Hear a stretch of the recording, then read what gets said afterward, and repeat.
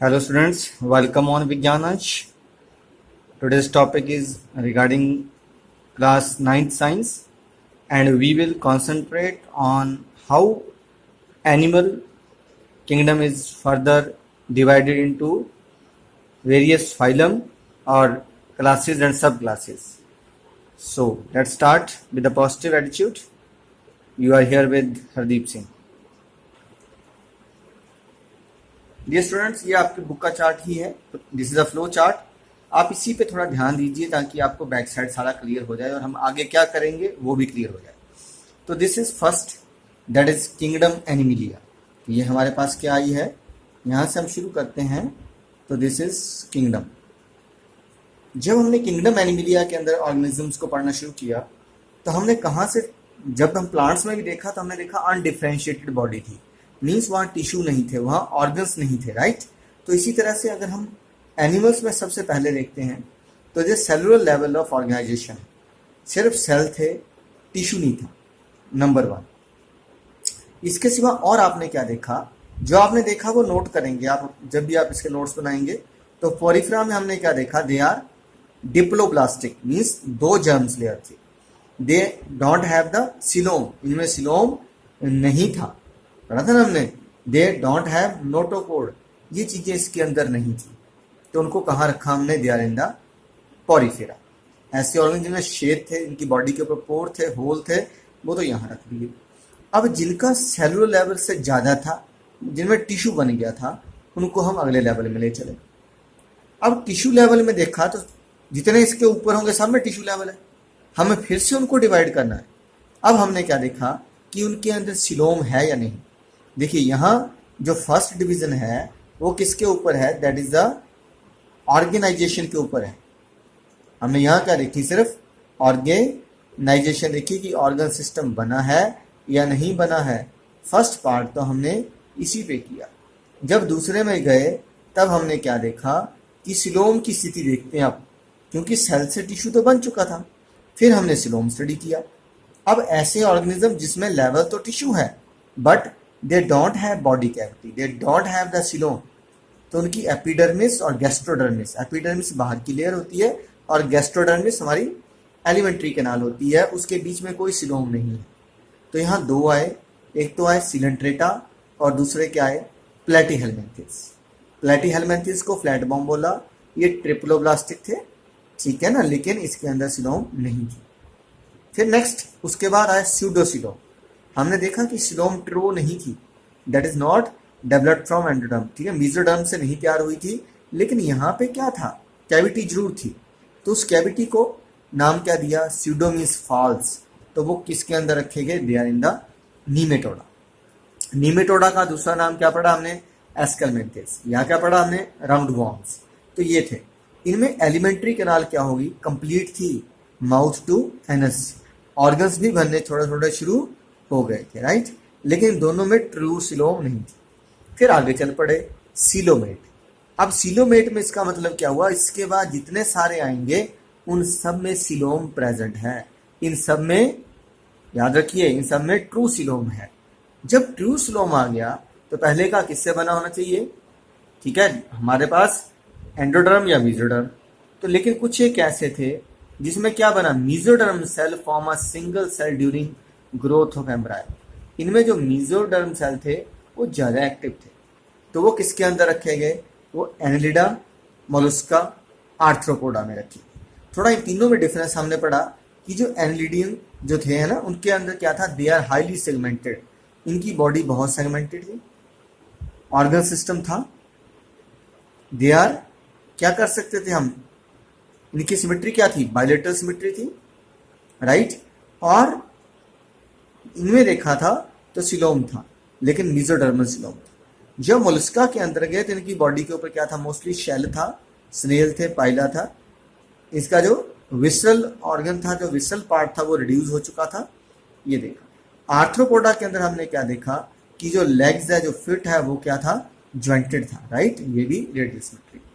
तो ये सबसे बड़ा फाइलम है, याद रखिएगा, इसके अंदर इन्वर्टिब्रेट्स या किंगडम एनिमिलिया का. उसके नंबर 2 पे किसका आता है, मोलस्का का. देन फिर हम चले अगले में. यहाँ हमने क्या पढ़ा, coelom formed from pouches pinched of from endoderm. देखिए यहाँ के बाद जितने भी ऑर्गेनिज्म है इन सब में एंडोडर्म से आई, ठीक है। तो एंडोडर्म सिलोम किसके अंदर मिली? इकाइनोडर्मेटा। इकाइनोडर्मेटा जिनकी बॉडी के ऊपर स्पाइंस थे, इनके अंदर मिली है। लेकिन इनमें फिर क्या कमी आ गई? फिर हमने उसके बाद देखा कि इनकी बॉडी के बीच में एक बॉडी के अंदर एंडोस्केलेटन है, that is made up of, किसका बना हुआ है? बोनी और cartilage, and it is a long rod like structure. Mainly हमने किस पे कॉन्सेंट्रेट किया? नोटोकॉर्ड के ऊपर किया कि इनकी बॉडी के अंदर एक बोन या कार्टिलेज की लंबी सी हड्डी होनी चाहिए जिसको क्या करती है? सपोर्ट करती है। तो देखिए एंडोडर्मल पाउच से सिलोम तो बना इकाइनोडर्मेटा में, लेकिन नोटोकॉर्ड नहीं थी। तो जिनमें नोटोकॉर्ड थी वो आगे शिफ्ट हो गए, they are in the Chordata.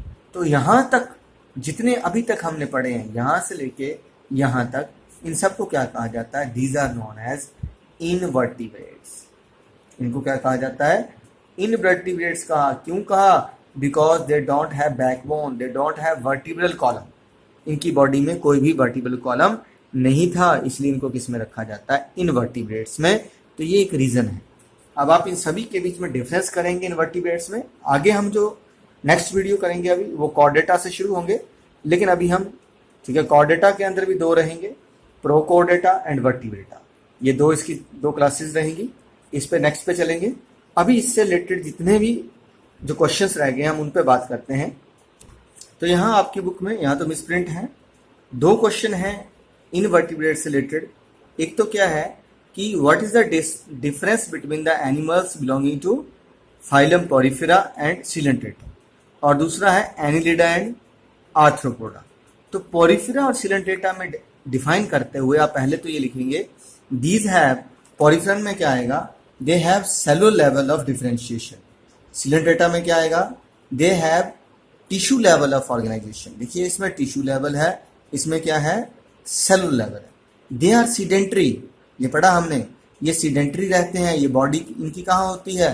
Fix ही रहती है। इधर दे मे बी सीडेंट्री और लोकोमोटरी। इसमें कुछ एक हमने पढ़े थे पॉलिप मेडुसे, है ना, एक चिपके हुए थे और दूसरे क्या करते थे? पानी में फ्री लिविंग रहते थे, राइट।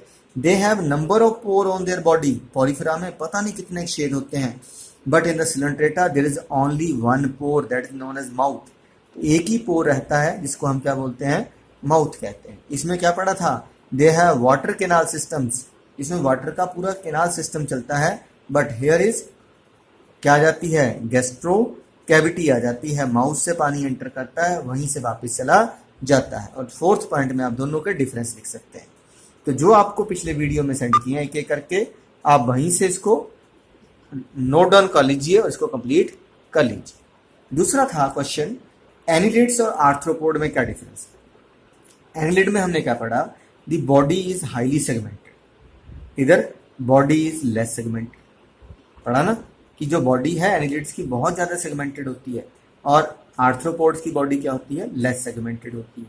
इधर द जो पैर रहते हैं, जो फुट रहते हैं, they are in the single unit.